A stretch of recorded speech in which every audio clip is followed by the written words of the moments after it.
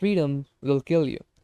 Motto: you don't want freedom. In the late 19th century, the sociologist Emil Durkheim conducted a comprehensive study gathering data from across Europe to analyze the factors affecting suicide rate.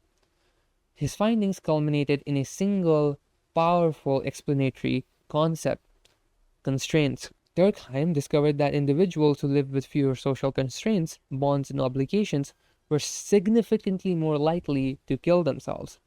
When Durkheim examined the degree of integration of religious society, he found that Protestants, whose religious lives were the least demanding and most individualized at the time, exhibited higher suicide rates than Catholics.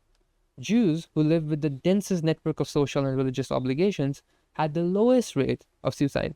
Examining the degree of integration of domestic society, Durkheim found a similar pattern.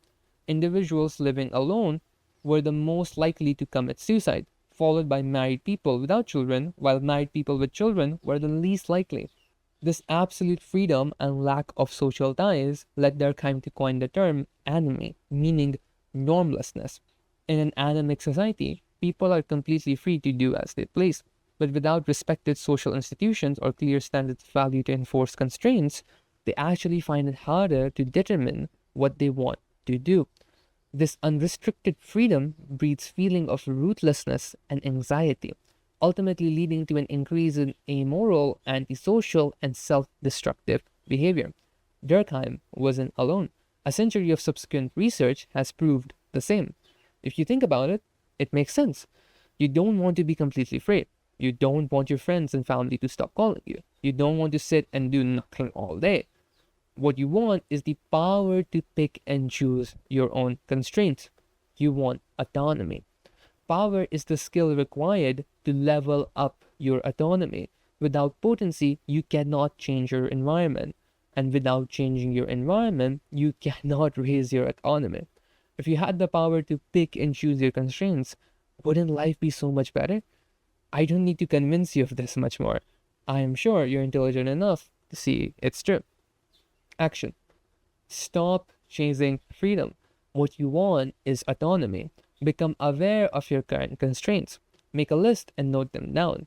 Arrange them into buckets.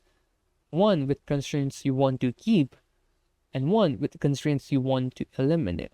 Then work towards eliminating the constraints you don't want.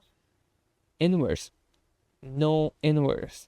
There are very few traps that you can fall in with chasing autonomy. Those two are minuscule.